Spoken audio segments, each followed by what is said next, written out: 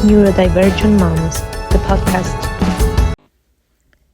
Hi everyone, just wanted to tell you a little bit about today's episode and why is it so special to me. There is a very emotional connection to it. You're even going to notice how nervous I am. Obviously, English is not my mother tongue, and I felt like I couldn't even talk properly or think about the proper words. And well, I apologize for that. I was kind of like a groupie in this episode, and I'm going to tell you why. It wasn't until I learned about overexcitabilities that I understood I was truly worth it. Because until then, I always felt like people was putting up with me, even my long-term partner or even my own family. Years later, after that, I became a mom, and it was quite confusing to me because I felt so loved. I couldn't believe it. It was so pure, so honest. But I always felt guilt. I always felt that I wasn't good enough as a mom, right? So back in the days when we learned for the first time that my son was gifted, I remember I was super confused, didn't know anything about it. So I remember I got really deep into giftedness. I studied everything I could, read as many papers as I could, and in this deep research I came across with Positive Disintegration Podcast with Nicholson and Chris Wells. So I remember I decided to play it while I was making dinner. Back then I was living in Spain. So I remember I started listening, but not at the first episode. I never do this. Like I remember I randomly choose one, and it was episode 8, if I recall properly. And when I heard that episode where Chris tells their story, I remember I burst into tears while chopping some veggies in my kitchen. It was so bizarre. Only then I understood I wasn't broken, that there was hope for me. So Chris and Emma posted that episode on February 2022.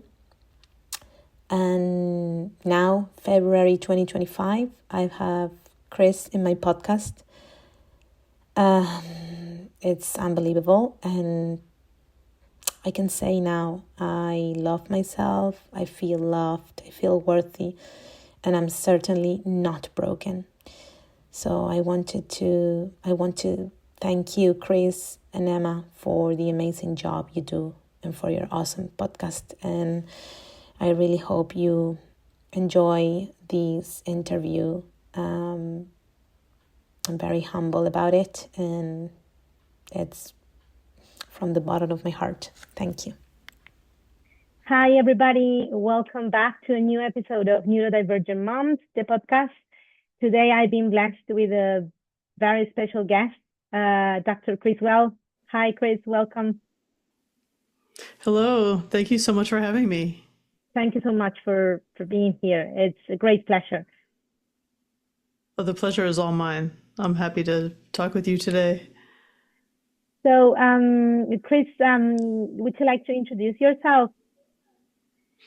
Sure. Yeah, I'm Chris Wells. I am a multiply neurodivergent writer and podcaster, and I've dedicated my life and work to studying and applying the theory of positive disintegration, particularly in the context of neurodivergence.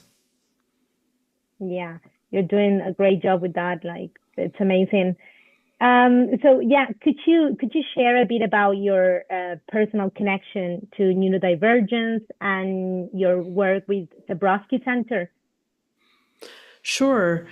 Yeah. So, gosh, I first discovered the theory of positive disintegration more than 10 years ago now. And it was really in the context of understanding myself as someone who at the time I thought of myself as mentally ill. You know, I had spent much of my life kind of seeing myself as overcoming mental illness.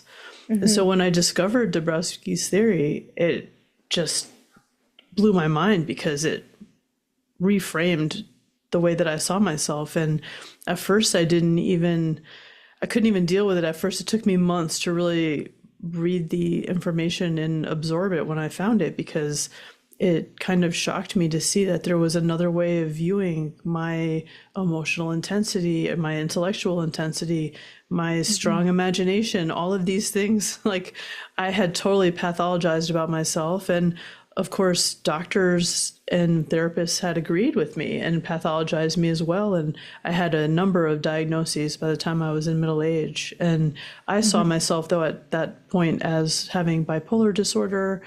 Although I had been diagnosed with ADHD and I had been identified as a gifted child, I had forgotten about giftedness.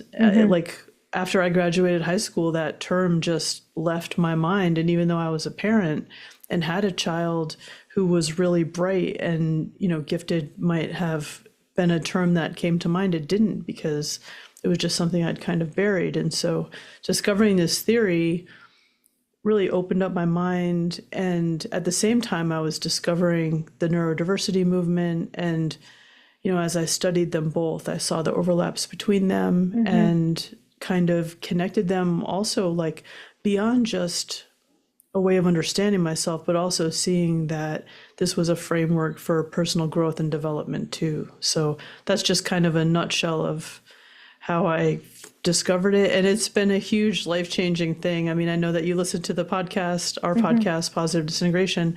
And so that, like, for me, I've gone from thinking myself as mentally ill to realizing that these are strengths, and gave me like a way of developing myself over the years. Yeah, I think that that's the key. When you said their personal growth, I share the same feeling. And I have to tell you, I do listen to your podcast, which I recommend to a lot of people because it's great. And I have to tell you that it also helped me a lot because I had a very difficult childhood myself. I thought I was broken. There was something bad. I thought like I was mentally ill as well. I went through self-harming, lots of things. And I remember one day, after finding out that my son was gifted, I came across your podcast and I listened to this episode where you particularly talk about your life and all your experiences. And I found myself reflected there, and that's how I discovered the Dąbrowski theory myself.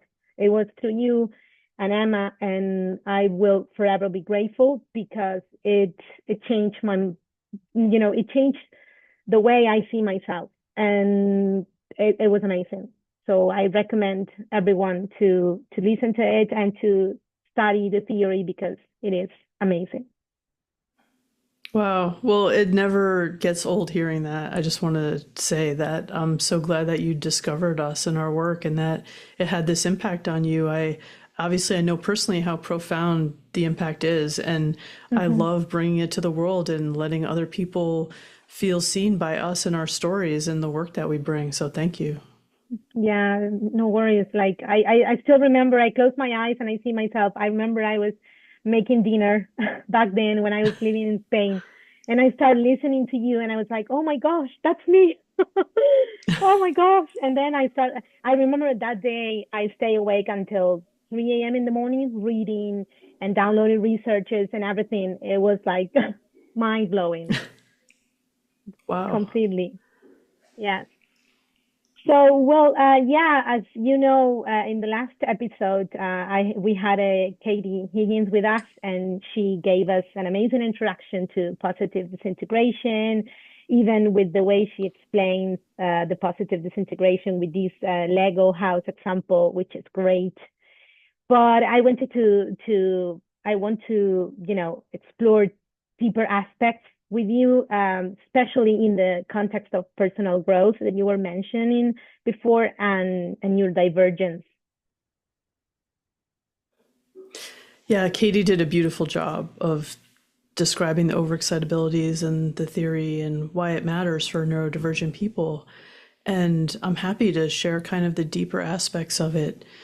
Well, the theory of positive disintegration is a developmental theory, and it explains how crises, inner conflict, and our personal struggles can lead to personality growth.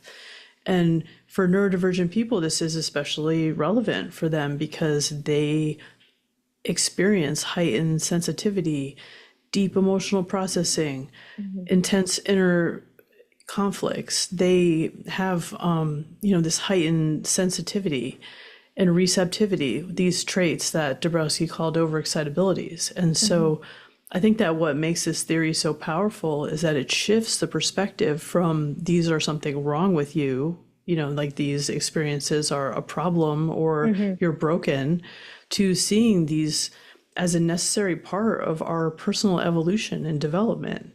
And so if we can understand that our intense emotions, our unconventional ways of being in the world are not only challenges, but catalysts for growth and even self-actualization, well, that is a whole different way of understanding ourselves. But also, aside from that, the theory talks about positive maladjustment, or kind of a creative way of being different in the world, like a refusal to conform to unhealthy social norms is one way of looking at it, like rejecting illegitimate authority. I mean, as somebody who lives in the United States right now, I reject this. Like, let it be known, like, I do not align with my society's norms and beliefs. And so fighting for social change, refusing to compromise your individual, your personal integrity or your values, like, these are all things that are a part of Dąbrowski's theory. And he believed that these overexcitabilities could produce what he called dynamisms, which, are these kind of inner forces that we have that shape us and can, lead to this personality growth that is so different from the norm. Yeah, definitely.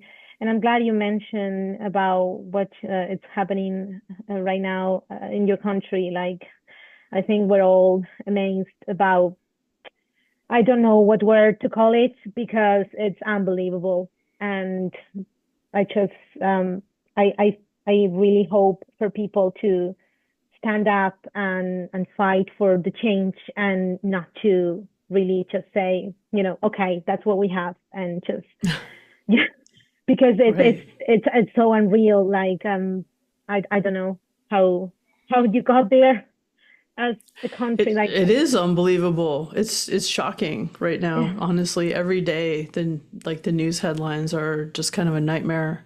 And especially for me, like, as a person who is trans and non-binary, I didn't say that as part of introducing myself, but I use they, them pronouns. And to have, like, our federal government right now be, like, trying to erase this way of being is, like, shocking and appalling. And I guess the only thing that I can say for myself is that I feel good about having a voice and being able to speak out about what's happening and to say, like, it's not right. Yeah. It's unbelievable that the government is actually prevent you to be who you are. Like, it doesn't make any sense, right? It's unbelievable. I'm following that on the news, and every day it gets worse. And just, oh well. Yeah, so it's yeah. Right, but like, when you think about Dąbrowski developing his theory, he, like Katie talked about him a little bit, he was born in 1902. He lived through both world wars. Then he lived through communism in Poland. And he ended up kind of splitting his time between Canada and Poland.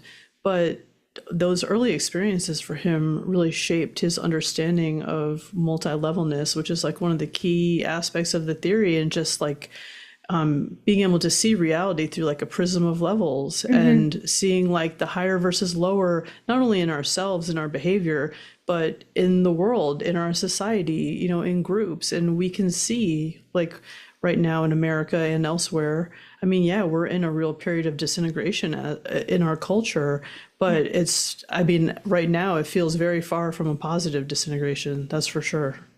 Yeah.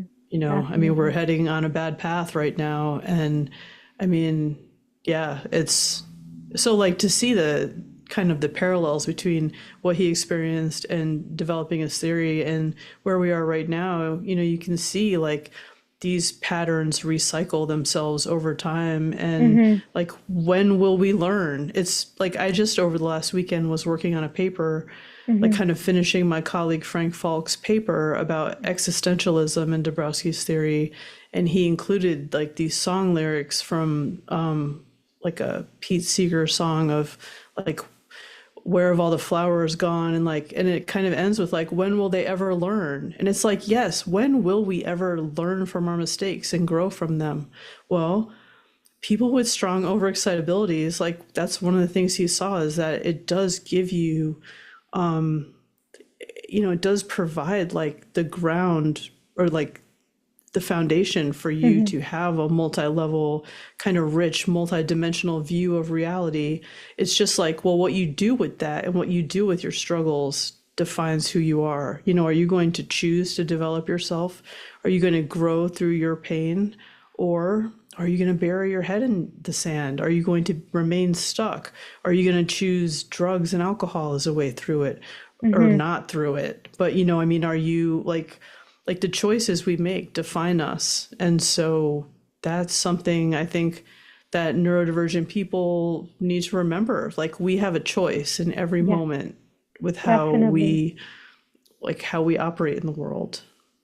It's very interesting how you said what we choose, like when we are going through difficult times, whether we choose to hide our heads or we choose addiction and all that. And I was, it's something that is always in my mind, because I think that it's very important to have the emotional intelligence learning out there in schools and everything, because once you have that knowledge and, all these experiences that you were explaining about Dąbrowski himself and all that, once you have the knowledge is power, right? And as you said, it happened to me, like I've been through a very difficult time, and I didn't choose to just, to just accept it. I was like, no, it has to be another way. And there is always another way. It doesn't matter who is out there telling us there's not. There's always another way. And I think that being neurodivergent, it also gives us this creativity about how we do things, or how we try to find other ways. And I think that that's the key as well, right? And I also wanted you were mentioning about the multi-levels and all the levels of personality and all that. And that is something that we didn't discuss in the previous episode, and I'm very fascinated by it, but I understand it can be challenging to understand if you are not very deep into the theory. So could you tell us a little bit about that, the multi-levels? And yeah, well, I'm trying to think about, it's always a challenge to think about like the best examples or ways to help make sense of these ideas. And so like for multi-levelness, Dąbrowski really saw that, we live in different realities. Some people who don't have overexcitabilities, who aren't neurodivergent, have a different, they like are seeing the world through a whole different lens and experience. And if you grow up, so let's say, if you grow up neurodivergent, feeling different, feeling like an outsider, not fitting in, then you're less likely to be kind of adopting or taking in the expectations, the values of the people around you. And so, one way that multi-levelness looks is like he saw two developmental processes, unilevel and multi-level. So unilevel people they have a narrower experience of reality. They aren't seeing so many dimensions and ways of experiencing. They're more likely to just adopt the values of their parents, of their church, of, their teachers, and have a less stressful or difficult route through life. somebody who has strong overexcitabilities, who is gifted, who's questioning, who has like that intellectual drive and capacity, they're going to have a very different experience, and their multidimensional, like richer view and experience of life, thanks to the overexcitabilities, is going to lead them to see more levels of reality than somebody who doesn't have them. And so like values are at the heart of it, where the multi-level person is creating their own paths somehow, like it's like they are discovering and creating their own hierarchy of values. They have a different capacity than somebody who doesn't have these experiences. It's a whole different way of looking at like having intensity or sensitivities. Like, again, this is how he was able to reframe them as something that is like a driver for growth. It's like, instead of looking at it as like, wow, these are overwhelming, these are keeping me from being able to function, it's like, well, these are like the fertile ground for growth to develop, for like this multi-level experience, and capacity for living. And yet again, like values are at the heart of it. And so, are these self-chosen values? Is this a hierarchy of values that you've created? Or are these values that you have, taken in from your environment? Like these are all the things that he had in mind. And so I feel like I'm maybe a little bit in the weeds here, but hopefully this makes sense. Yes, it does. It does. Definitely. We were also, I also wanted to ask you about, because originally when I came across with the theory, it was very linked to giftedness, right? But I know that, this concept has been broadened off, and we understand that it's also linked to other neurodivergencies, right? So I, just wanted to ask you a little bit about that. I know it's also complex, but yeah. It is. And it's like, yeah, so it is complex. Like, of course, Dąbrowski, like in his work, he talked about gifted people. He clearly appreciated them. He worked with them. He studied them. But he also worked with children who were neurodivergent and maybe weren't gifted, who were autistic, ADHD, maybe had other diagnoses from our modern lens that, at the time he was viewing it through the lens of nervousness and psychoneuroses. So the theory ended up being studied in gifted education because Michael Piechowski, who worked with Dąbrowski, that's the field he ended up working in. And like while he was in graduate school, he was working in a lab called the Guidance Laboratory for Superior Students. And so that was the population he was interested in. He applied overexcitabilities in gifted ed, but unfortunately, there have been misinterpretations of overexcitability because of that. And there was kind of a focus on it as a characteristic of giftedness. And maybe they could be used to identify giftedness. And it's like, well, many gifted people do have overexcitabilities. And, it matters for this population. I would argue that the majority of gifted people have overexcitabilities in a variety of combinations, but it's not only for this population. And some gifted people don't experience overexcitabilities. And, this is a really important gap in the literature, an area that needs to be explored. And one thing that kind of boggles my mind is that there hasn't even been any research into trying to understand twice exceptional or multi-exceptional children or people of any age, through this lens. And so until there's more research to show us how overexcitability looks in people with multiple diagnoses who are gifted and not gifted, I don't think we're really going to have good answers to this. Yeah. So people out there, please start your researches. That's right. And I know Katie called for that too. And so I would like to, affirm that and say, please study this and do more research. I mean, I've done a bit of research too, but I mean, I have data right now to analyze that I just haven't had a chance to do yet because I moved last year. But Uh-huh. yeah, there's a need for more work and understanding around this. Okay, but you are on the path. You have the data. You're We're almost on the there. path. Right. But there's so much more to do. Yeah. And our study was with like teenagers and adults. And so, Mm-hmm. the experience with children, I mean, I can just say as a parent, the Mm-hmm. experience with my son when he was a child compared to how he is now at 18, so different in his overexcitabilities and how they are for him Yeah, definitely. and for us. Yeah, I'm a mom myself, and my kids are also gifted, and I can tell that, yeah, I can see a difference in that. And these also take me to the other. I also discussed this with Katie because it's in my mind and it's, all the time driving me crazy. Every time I read and study overexcitability, and then on the other hand, I study sensory processing disorder, I find so many overlapping traits, right?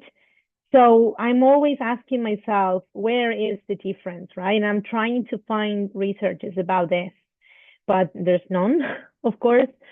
So I just wanted to ask you your opinion on this because, like, even when I work with other children or with my, children, like my son and my daughter or myself, I even though I know I have overexcitabilities, I also have sensory processing disorder. So all my examples are in both sides. So, my question is, how do we know when is what, right? From Well, I your would say opinion.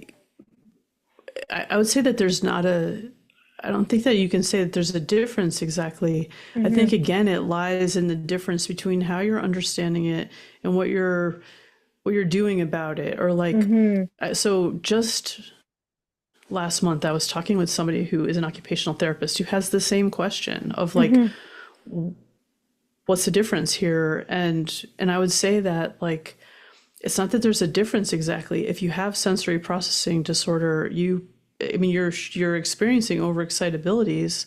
Yeah. It's just like, it's a different lens. It's more of an intervention lens of like, well, this is an overwhelming thing that's causing you an issue in functioning in the world, like through the sensory integration lens.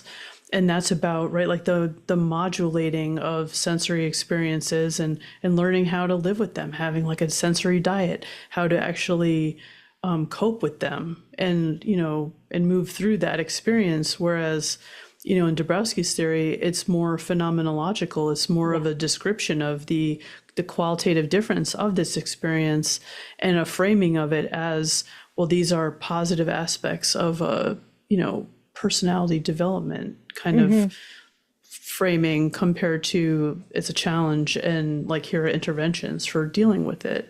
It's similar to like if you're autistic, if you're an ADHD, or it's like it's not is this overexcitability like versus these conditions. I'm using Yeah. air quotes here if you're listening, but yeah, like it's more of a difference in how you're understanding the experience of it. And so I would say like it's for Dąbrowski, like he provided us this theory that gives you explanations and rich descriptions of the experience too.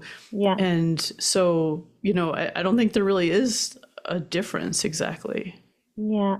Yeah, good point. And actually, now that you mentioned the fact that Dabrowski was describing this as an opportunity of developing and growing your personality and all that, right?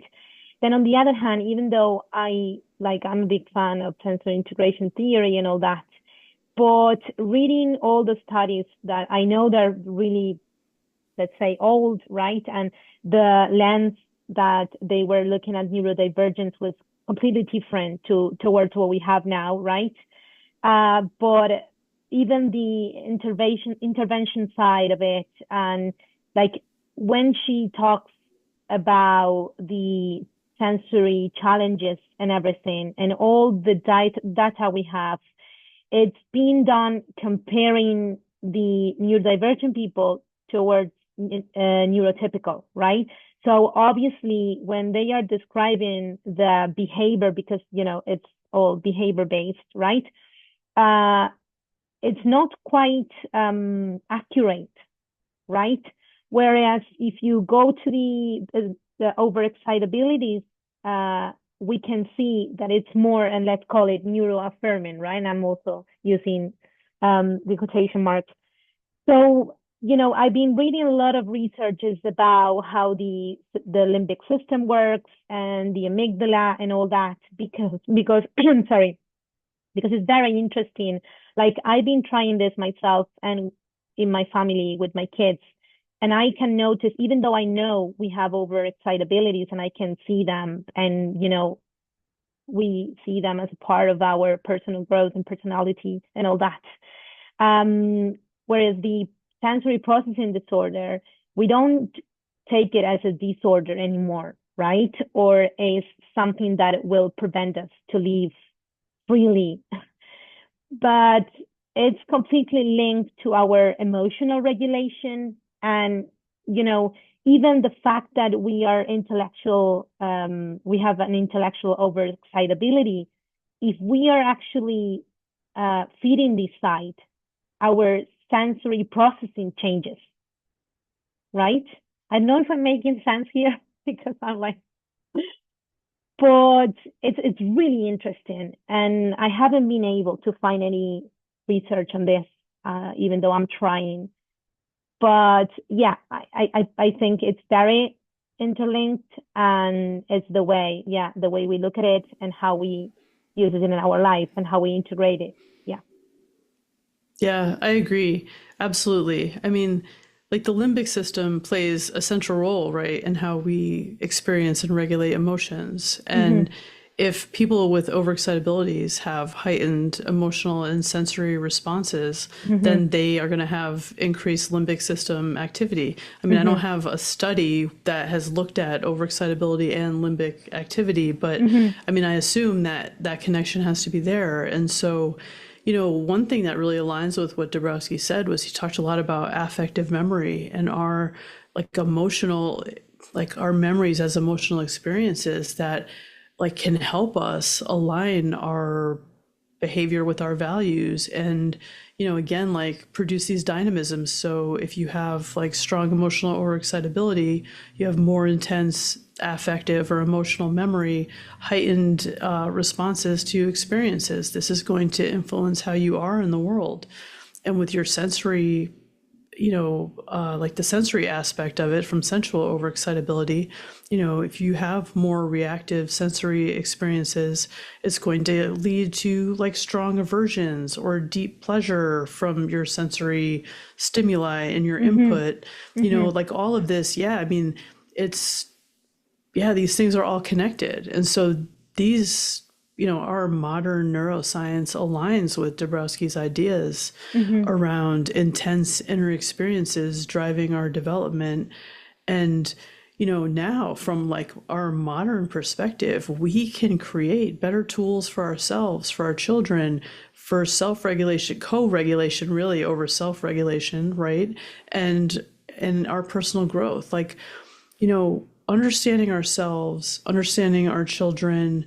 This naturally, I mean, I can say as a parent, the more self-compassion I have, the more understanding I have about myself as a neurodivergent person in the world, the better I am as a parent guiding my child who's neurodivergent and helping him feel, that same self-compassion for himself and understanding as somebody with who's an outlier with real differences. I mean, I think that we're so blessed now in the 21st century to have the benefit of all this work that's come from Dąbrowski and others, to help us refine our understanding and have these perspectives that are so much healthier and neurodiversity affirming. Yeah, definitely. I agree. I totally agree on that. Even for myself, when I've come to these personal growth path in neurodivergency and all that through my kids, right? I found out my my son was gifted, and then my daughter, and then myself, and then this continued to, we found out that we are autistic, ADHD, like we have all the neurotypes in the world. And then as a mom, like I'm studying a lot about this. And as you said, the more I learn, the better parent I am. And the fact that I can be completely open about this with my children and be honest and be myself. Like I find myself not have to mask. So, and, be free to be myself with everything. And it's like my kids and many other kids are growing with the knowledge of self-care and self-acceptance. And as you said, the fact that you can really be compassionate about who you are and like it's amazing. And I think this, I wish this for everybody. Hopefully this will get more into schools, because I don't know. I know that there in America, you're a bit more, let's call it advanced in terms of schools and, all the teaching styles and all that in terms with neurodivergency. Here we are struggling. I'm in Ireland, and I think that, they're just at the beginning of everything, but well, there's so much to do. And I'm really worried about the population of teenagers. When you reach to that point where you struggle with yourself and all the teenage time, which is very difficult. And then if you add overexcitabilities without the knowledge and all that, it can be very confusing. So yeah, I feel like this should be out there. This should be taught at schools, for example. I agree. And I mean, and honestly, it's like it's so depressing to me to hear that we're advanced here in the US, because I consider us so backward. And my own child like really only experienced a few years of formal schooling here because it just never really worked for him. And we mostly unschooled, like Katie talked about in her episode. Same here, because it just didn't work.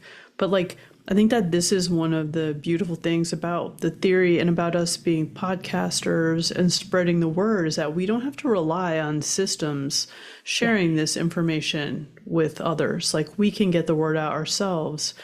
And so this is why positive disintegration is such a huge benefit for neurodivergent people.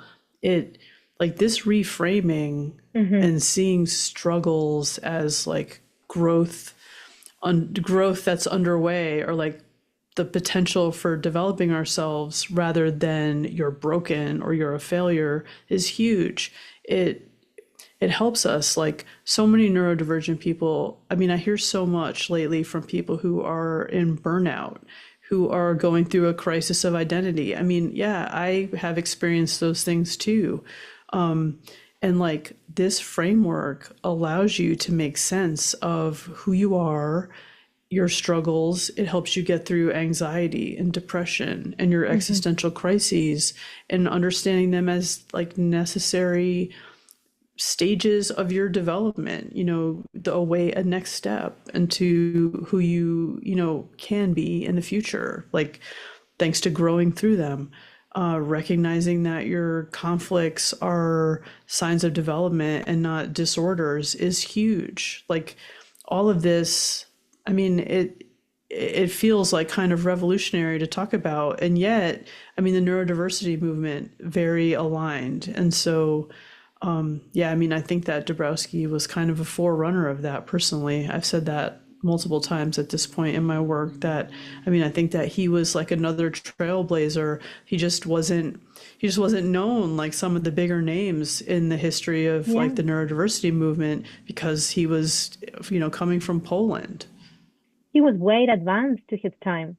Like it's amazing. He was a visionary. Yeah, like when I'm reading his books, I just can't believe it. And then the fact that we can be lost in translation here, because as you said, he's Polish. So I know. I actually heard on one of your episodes that you are actually learning Polish. Yeah, Oh my that's God. right. It's been several years of learning Polish. And I mean, I'm kind of like, I've just been so busy in the last year. I haven't been able to dedicate myself to like reaching that next step of growth with it. But I hope to get back into it this year and to really get Michael Piechowski to finish a book that he's been translating from 1935. There's only one chapter left. And he keeps saying, "Oh, like it's like 70 pages and I don't want to do it." And I'm like, "Come on, man. No. You got to finish." Yes. Push him. I'm Push working him on hard. it. Oh my God. Well, I consider Polish one of the most difficult languages in the world. Like, unbelievable. Well, now that I'm in Ireland, Irish is also why there. But yes, I was amazed to hear that. Well, it happened for multiple reasons, really, but I would like open a PDF of one of his Polish books and think it just was so, like, I needed to feel some level of comfort with Polish. You know, I mean, I didn't know that I would keep studying it for years, like I have, and like trying to really learn it, but it just felt to me like I couldn't like consider myself an expert on this theory or really feel like I understood it well if I had no understanding of Polish. Yeah, I see what you mean. Makes sense, actually. Yeah, but I mean it is challenging, and just like wrapping my head around the cases and just the way that in Polish they change the endings of words rather than like in English we'll just put like an apostrophe, and it's Yeah. just, yeah, like it's been a huge learning curve for sure. Oh, wow. Well, congratulations on that. Hang in there. We're all waiting for all the translations to happen. So, Chris, this has been great. Like, I enjoy this a lot, and I don't want to finish the episode without you telling us a little bit more about the Dąbrowski Center. Yeah, tell us a little bit about that. Sure. Yeah, well, thank you for the opportunity to talk about it. And it's actually an interesting time because the Dąbrowski Center was founded 3 years ago, this week actually. And but this year in 2025, we're about to kind of change the scope of the Dąbrowski Center a little while we launch what we're calling the Positive Disintegration Network. So the Dąbrowski Center is going to be focused mainly on the archive of print and digital materials we have about the theory and events like the Dąbrowski Congress. The Dąbrowski Congress is a biennial conference, like an academic conference, especially dedicated to the theory of positive disintegration, with a long history at this point. But the Positive Disintegration Network is going to, so the Dąbrowski Center is a nonprofit organization too. So the Positive Disintegration Network is going to be a media corporation, really, where we are going to host the podcasts, the Dąbrowski courses that we develop, workshops. And so it's going to be more of a collaborative effort, not only me and like a small board, but me and other folks who are out there working with the theory, sharing it in multiple types of media at this point, writing, podcasts, videos. It's just going to be like really a place to kind of amplify voices who are studying and working with this theory. And hopefully we're going to be able to create kind of a launching point for where people, or like, I guess like a landing place actually, where people can come in and say, well, maybe you're a gifted adult, maybe you're a parent, maybe you're a researcher or an educator, and like be able to find the resources you need to work with the theory or apply it in your life or use it however you need to, in a way that doesn't exist right now. That sounds very powerful. Oh, thank you. Great. And then your podcast, for those who don't know it.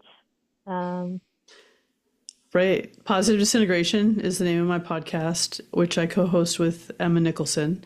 And yeah, we'll be putting out like, I think our 72nd episode soon. But this year in 2025, I'm going to be launching two new podcasts with friends. One is going to be called Cosmic Cheer Squad with my friend B. Mayhew. And also, I'm going to be starting a podcast called PDA, Resistance and Resilience, with Marnie Camersell. And we're going to be talking about PDA, or pathological demand avoidance, which I personally call pervasive drive for autonomy. So that'll be, so there's more interesting stuff to come this year. Great. Keeping yourself busy.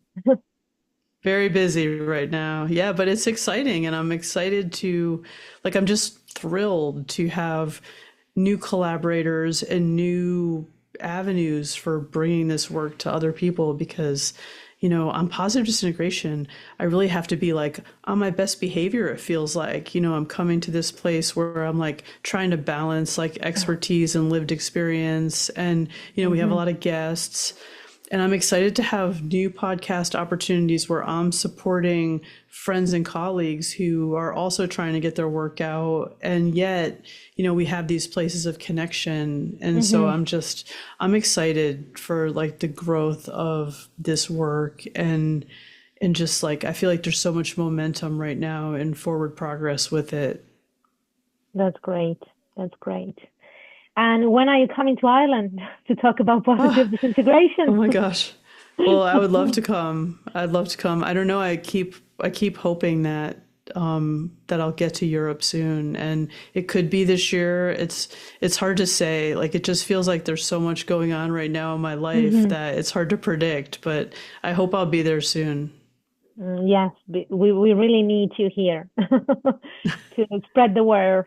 Yeah, definitely. So, well, Chris, I would like to finish this with, I kind of always ask this last question, and it's about like, what advice would you give to another person that you wish someone had given you before your journey in all these neurodivergent world started? Okay, well, I was prepared for this after listening to Katie's episode. And so I came up with 4 things that I think that were really important for me to learn. The first is, you are not broken. Your intensity, sensitivity, and complexity are part of your strength. They are not weaknesses. Number 2, growth isn't linear. The struggles you face, they're not roadblocks. They're part of your development. So be patient with yourself. The third one is to find your people. Being around other people who can mirror you, who understand neurodivergence and positive disintegration, can be life-changing. Yeah. And the final one is that self-acceptance is key. The world might not always understand you, but that doesn't mean you have to conform to it. Your path is unique, and embracing it fully is where growth happens. And so trust yourself and your path, even if you're cobbling it together step by step in front of you. Oh, wow. That's amazing advice. Thank you so much for that. Seriously. So you're welcome. So where can people find you?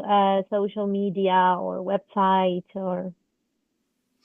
Well, you can find me at Positive Disintegration, www.positivedisintegration.org. That's on Substack. That's where Positive Disintegration is hosted, both the podcast and our newsletter. You can find us at Dąbrowskicenter.org.